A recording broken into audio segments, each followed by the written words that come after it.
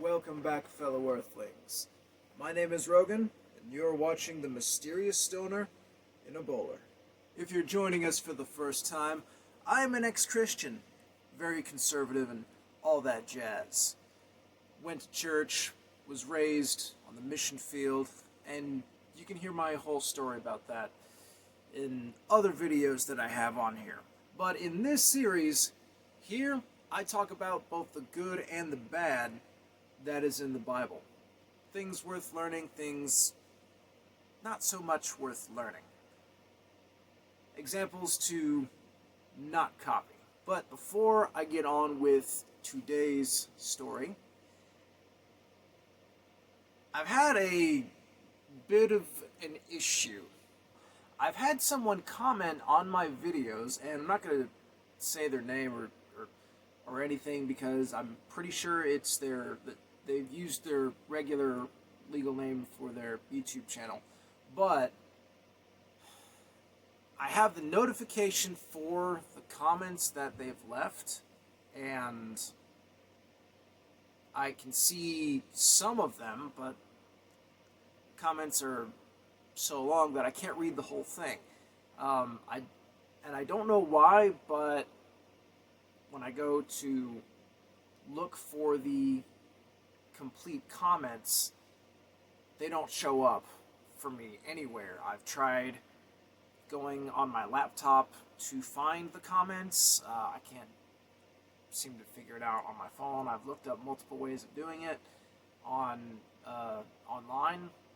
and nothing is working. So I do honestly prefer that people leave comments on my videos instead of contacting me directly with questions and such, because I'm a busy guy and I've got lots going on. But I have an email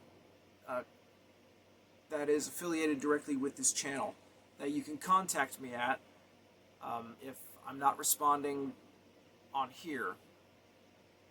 And if this channel blows up, then obviously this is in the future when you're watching this, so I might not be able to get to you because of all the other people I'm getting to.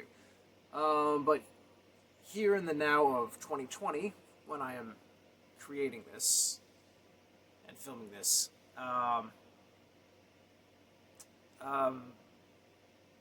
try to get back to every comment that I can. But for some odd reason, I can't get to these specific comments by this one particular person, and I understand YouTube is a bit weird when it comes to rules about what can be viewed in different countries and things. Like I've found videos on YouTube that I'm not allowed to see because I live in the US. I don't understand that, but that's how it is. And so maybe somehow that plays into account here with these comments that I'm having trouble viewing. But anyways, if you're having trouble getting to me through there, contact me. You can email me at the msb1105@gmail.com. I'll put it up here on the screen so you can see it. And I had to put the number on there because the MSB was already taken by someone else. Damn it. But oh well. So, that's that. That's out of the way. Just so you know, my email is primarily for contestants in my challenge that I've issued. But if I'm not responding to you through comments on here, and this channel hasn't blown up yet to where I should have gotten back to you by now, feel free to email me your story and we'll talk when I'm available, if I'm available. But for now, let's get back to today's fun Bible story. Okay, maybe fun isn't the best way to say it, because it's definitely not fun for pretty much everyone in the story. Yeah, no, No, it's not fun for anyone. I mean, some people get revenge, but revenge doesn't fix things. In fact, it tends to make things worse, which actually happens in today's story. So, without further ado, let's get into the story of Dinah, Jacob's, or aka Israel's, one and only daughter. He has 12 other sons at this time and one daughter. Or 11 sons. I'm not sure. I'm not going to look it up. I'm too stoned, and I kind of don't give a shit because it doesn't really matter for the story. All right, here we go. Oh, this is a very adult story, by the way. This is an adult show. I swear. If I haven't sweared yet. Fuck. There we go. So the story begins in Genesis chapter 34. And Dinah, the daughter of Leah, which she bare unto Jacob, went out to see the daughters of the land. From what it sounds like, Dinah's getting tired of hanging out with all her damn brothers, and she wants some female company. She goes out, and this is the King James Version, just so you're aware. If it sounds kind of funky, that's why. Very, very old version. And when Shechem, the son of Hamor, just the Hivite prince of the country, basically a son of a prince, or the son, or an actual prince, I don't know, it doesn't matter. A prince level royalty guy saw her, took her, and lay with her, and defiled her. That is how it's put here in the Bible. From my understanding, from what I was told, the way it's to be correctly translated is that he raped her. So, going off of that, that is what happened. And then it says that this guy who allegedly raped the daughter of Jacob. It says, and his soul clave unto Dinah, the daughter of Jacob, and he loved the damsel, and spake kindly unto her. And this guy, Shechem, says, and Shechem spake unto his father Hamor, saying, get me this damsel to wife. So this guy has fallen in love with Dinah. No mention of Dinah's interest in the matter, because that's not how women were treated back then, unfortunately. And Jacob heard that he had defiled Dinah his daughter. Now his sons were with his cattle in the field, and Jacob held his peace until they were come. So Jacob has no response thus far given to the fact that his daughter just got raped by this guy, and now this guy, who happens to be the son of the ruler of the local city, wants to have a marriage union between Jacob and his family with the son that raped Jacob's one and only daughter.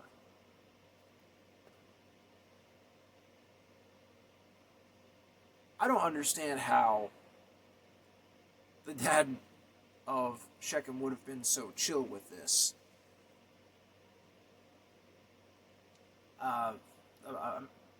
But I guess he was just that frickin' sexist. But fortunately for Dinah, fortunate enough, her brothers and her dad at least cared about her, or at least her brothers did. Jacob, I'm actually not sure if he cared about Dinah. I want to say that he cared, but he doesn't give a reaction. He waits for his sons to come back from herding cattle or whatever they're out there in the field doing. And Hamor, the father of Shechem, went out unto Jacob to commune with him, to speak with him. And the sons of Jacob came out of the field when they heard it, and the men were grieved, and they were very wroth, or angry, because he had wrought folly in Israel, in lying with Jacob's daughter, which thing ought not to be done. And Hamor communed with them, saying, The soul of my son Shechem longeth for your daughter. I pray you, give her him to wife. And make ye marriages with us, and give your daughters unto us, and take our daughters unto you. And ye shall dwell with us, and the land shall be before you. Dwell and trade ye therein, and get you possessions therein. So you see what's going on here. Dinah's been raped. The rapist wants to marry Dinah. Jacob has no reaction. The sons, the brothers of Dinah, they're mad. They're sad. They're really sad about what's happened to Dinah, but they're also really, really mad. And the rapist's dad wants to intermarry with Jacob, have his kids and such intermarry with Jacob and his children and such. Honestly, I wouldn't be too cool with this either. I understand why the brothers would be really pissed off. And it's interesting, it even straight up acknowledges that this act that was performed, rape, ought not to be done. Which is great. It makes me wonder why it's not one of the 10 Commandments. But there actually is a rape. There's a rape on rules. Yeah. There is a rule on rape in the Bible later on, and we'll get to it eventually. It is not what you think. It is not what you think. It is not like the 10 Commandments. It is not a thou shalt not rape rule. That is not how the rule goes at all. You can look it up for yourself. Find out. It's quite shocking. Anyways, let's get back to the story. Shechem, the rapist, sounds more like the name of a place. I think it is the name of a place later on in the Bible, but that's this guy's name. Shechem, the rapist, joins in with his dad in trying to talk Jacob and his sons into intermingling with them. He said unto her father and unto her brother, Let me find grace in your eyes, and what ye shall say unto me I will give. Ask me never so much dowry and gift, and I will give it according as ye shall say unto me. But give me the damsel to wife. So he will do anything for them to say yes to letting him marry their sister. So the brothers, they decide, aha, this is our chance. Yeah, this is our chance. He'll do anything to be with Dinah. Okay. Apparently Jacob wasn't part of this. Apparently he has no say at all. He's letting his sons do the talking here, I guess. I don't know. I really don't know why it's just his sons talking, but it says, the sons of Jacob answered Shechem and Hamor his father deceitfully, and said, because he had defiled Dinah their sister.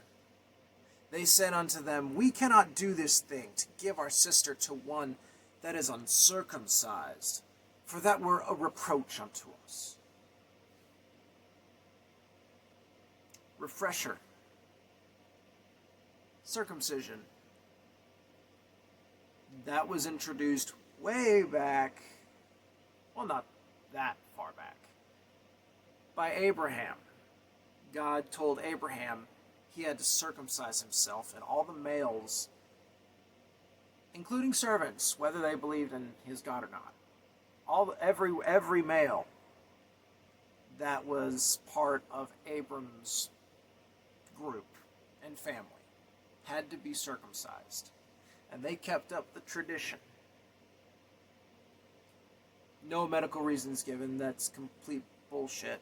That is the only reason it's even done in hospitals today, is because of this book. But anyways, they had plans for more than just circumcision. Of course, you know what circumcision is, right? It's cutting the tip off of the foreskin of a penis. Or that might not be I may have not have worded it correctly, but that's roughly what it is. There's a difference between a cut penis and a regular penis. And so the brothers decide to make a big deal about it. They were probably thinking at first, they won't go for it. This is genital mutilation. Most people aren't into it. But,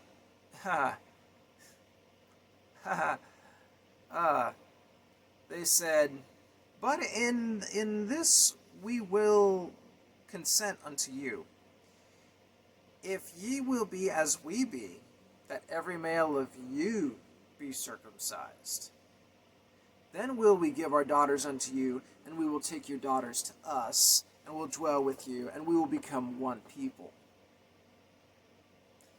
But if you will not hearken unto us to be circumcised, then will we take our daughter and her sister, and we will be gone. So you circumcise all the males of your city, and then you can have our daughter, and we'll hook up with our kids will hook up and everything, and we'll do business, and yeah, sure. Cut all the males' penises.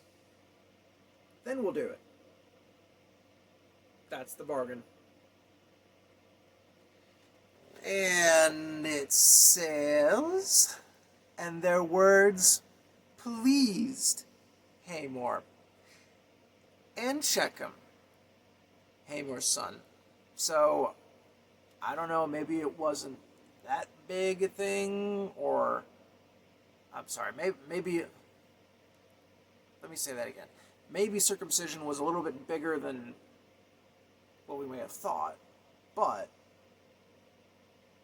there's also the possibility that they had no idea what circumcision involved. I don't know. But for some fucking reason, they were totally down for it. Both father and son.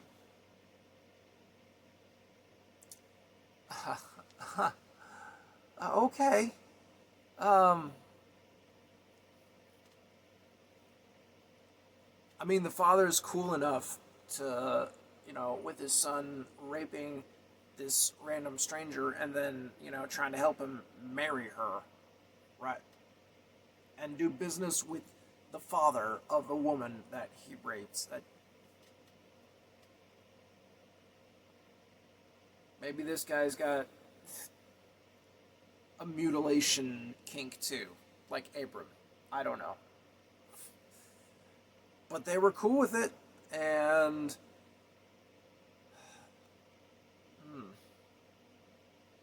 and then it says, and the young man deferred not to do the thing, because he had delight. Oh, I misunderstood that. And the young man deferred not to do the thing, so I guess basically he just had no issue with it whatsoever, is what it's saying. Because he had delight in Jacob's daughter. Because he had delight in Jacob's daughter, and he was more honorable than all the house of his father. What? This guy who allegedly raped Dinah. Allegedly. I'm wondering if he wooed her or something, and his defiling of her was actually him just deflowering her, taking her virginity. I wonder if that's really all that happened. Like, she was into it, she was down with it, or whatever. I mean, because it doesn't say if she was for it or against it. She might have been totally for it. She might have been totally into this guy. She might not have been raped at all. I'm just saying. Because how is a guy so honorable that the Bible says that he's the most honorable man of his house? Because of how in love he is with Dinah. If he's so honorable,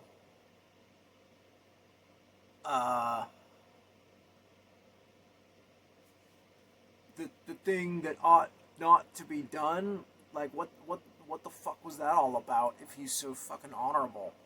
Like, I'm sorry, Bible, pick your thing here. Is he a dishonorable rapist? Because I don't know of any such thing as an honorable rapist. I don't think those exist, to my knowledge. I don't know how one could exist. I don't think it's possible.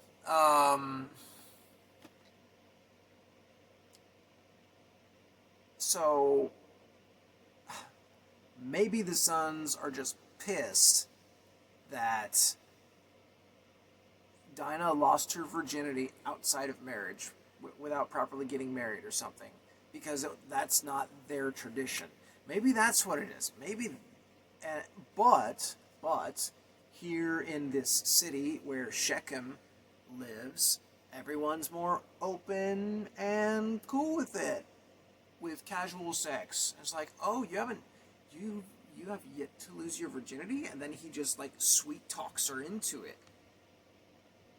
I mean, why else would his dad be so cool with helping his son marry this woman and try and do business? Because come on, what man in their right mind tries to help their son who raped a woman to marry her and then do business with the father of the woman his son raped? Like, come on, that doesn't make any fucking sense at all to me. I'm thinking they just had sex out of wedlock and Dinah lost her virginity. And the sons are just pissed because it didn't happen the way their culture, style, or version of living allows.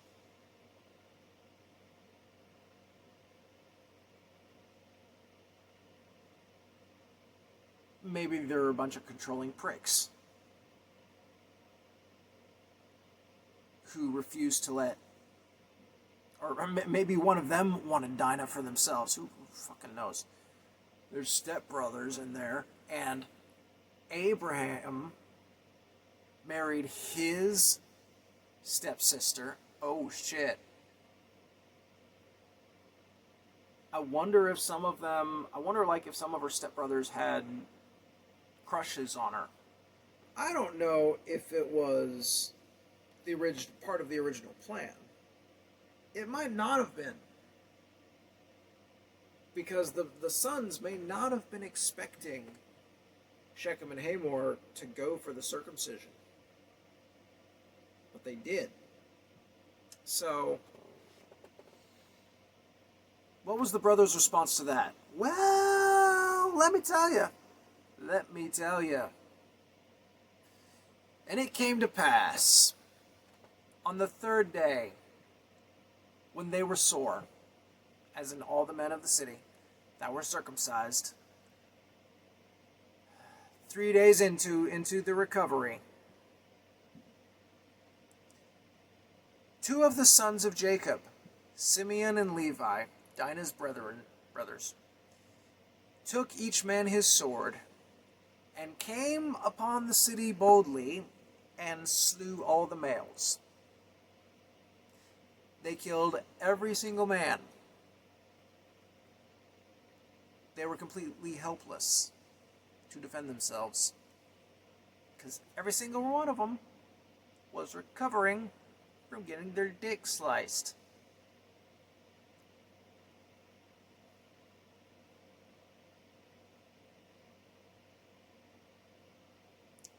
It's interesting that it's just these two brothers. That's why I'm wondering if this was an afterthought. Or if, like, they knew they didn't all need to go in and do it, so they, like, you know, there's a common phrase in the Bible called cast lots, which is basically like gambling for the who's it type of thing. Draw straws, you know. And maybe Simeon and Levi were the ones who drew the long straws or something.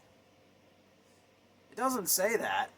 It just says that these two grabbed their swords, went in, and killed all the guys of the city. They slew Hamor and Shechem, his son, with the sword, and took Dinah out of Shechem's house. And apparently she was there for some reason. That's also part of why I'm thinking perhaps she liked him. Perhaps she wanted to marry him. Otherwise, why would she be there? I don't know. Because they didn't have their marriage yet.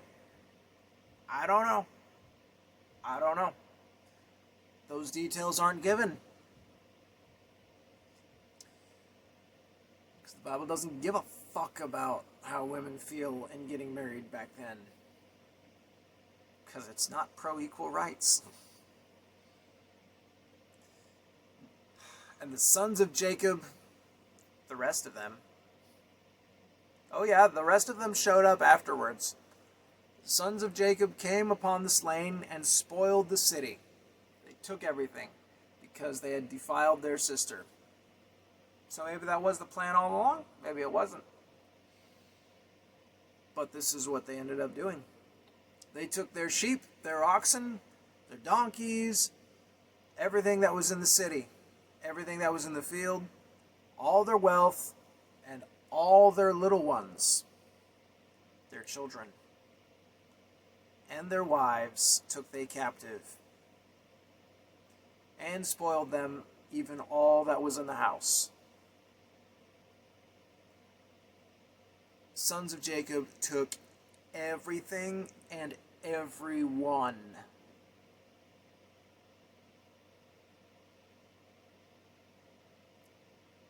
In revenge for one woman. After circumcising all the men first. Because one guy allegedly raped their sister. Even if he actually had, that is fucking overkill and then some. That is not right. It's not right to rape a woman ever, period. But wiping out an entire city and taking everything in it for yourself is a bit much. It's a bit much. Like, what the hell is wrong with these brothers? What the hell is wrong with them? One person did this to their sister. It wasn't a whole bunch of guys. It wasn't all the guys in the city. It was one guy. And there's a chance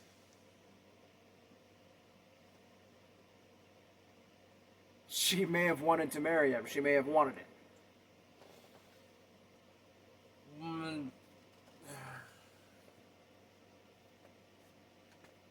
As many times as the Bible has been translated and copied before it made it to English, and it doesn't even directly say that she was raped, it just says that he took her and lay with her and defiled her.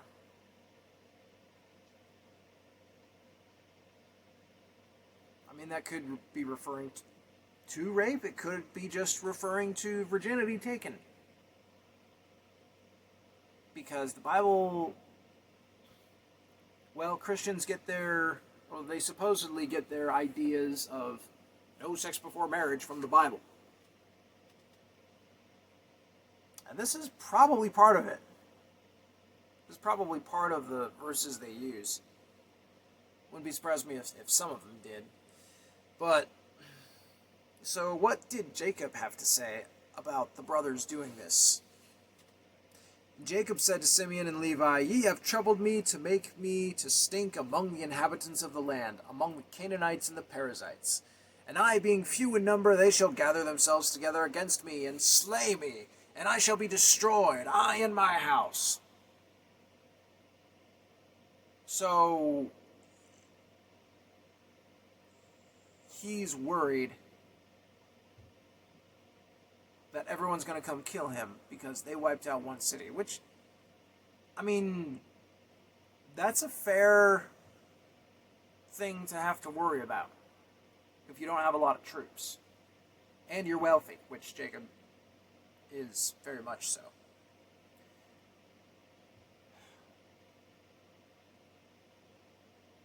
But that's what he's concerned about. He's concerned about everyone else coming in and wiping them out. He's not mad because the sons went in and killed everyone. He's not mad because his sons manipulated everyone in the city to get their dicks cut.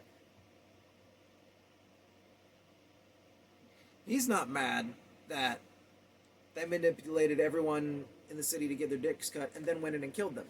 Like, if that was a 2-for-1 deal, Jacob should have been fuming mad at his boys. For those reasons.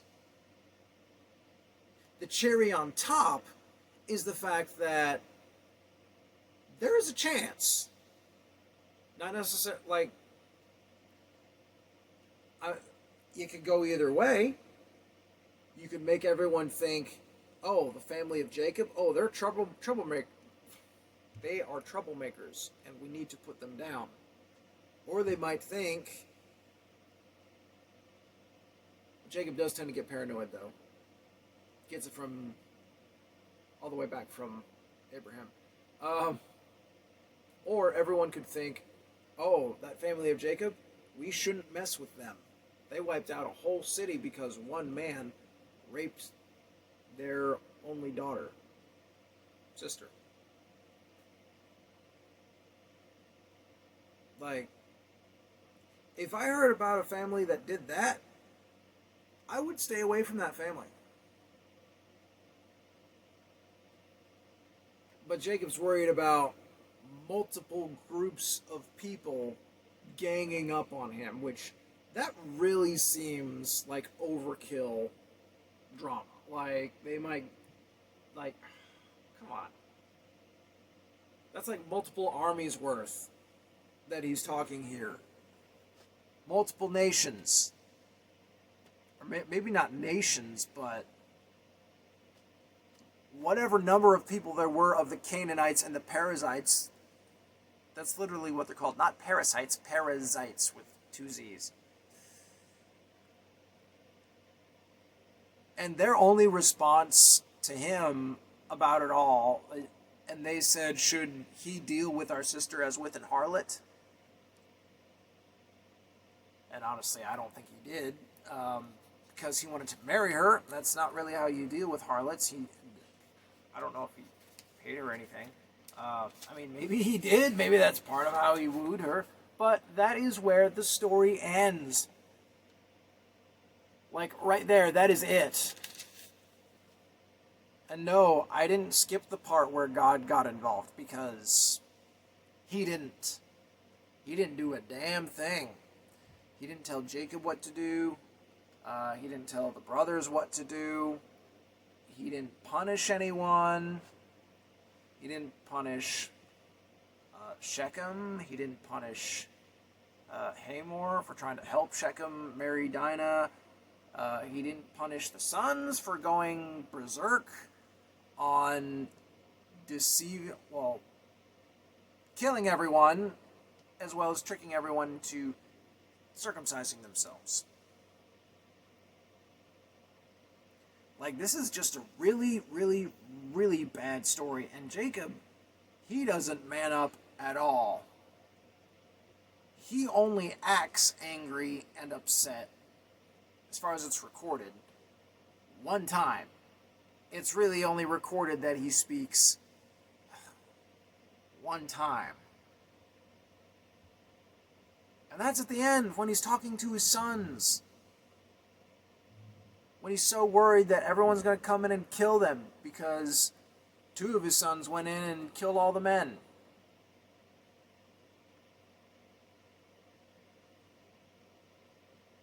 You know, loving your siblings is great and all, but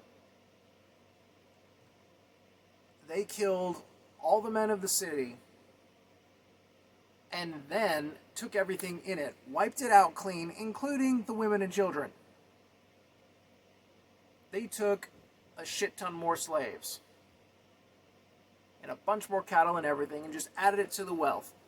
And Jacob doesn't even tell his sons to let it loose, to send it back. That is not mentioned anywhere.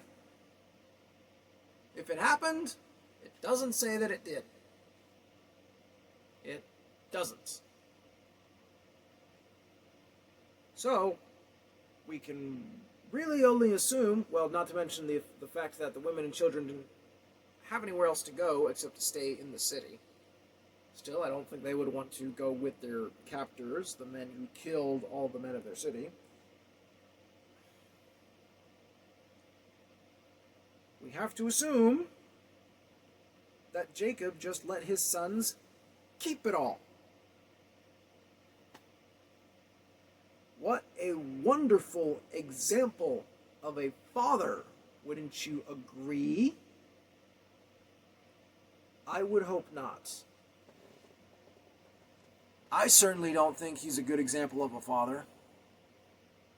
He should have been more angry than his sons. He should have been...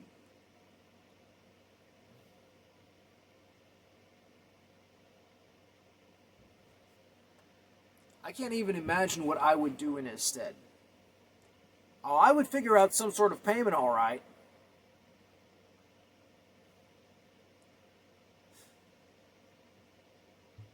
I honestly don't know what would be the right move to do, but doing what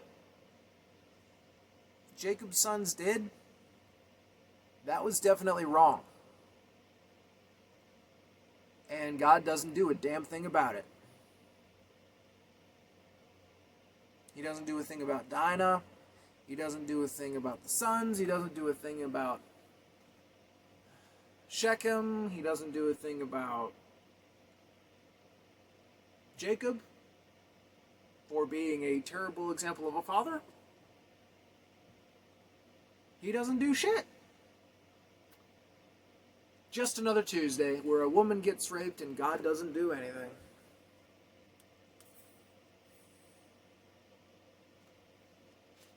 I'm sure a lot of women can relate to God not doing jack shit for them. A lot of altar boys can too.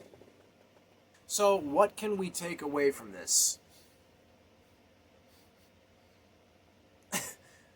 Well, for one thing, guys, don't rape women. Women, you should not rape men. Secondly,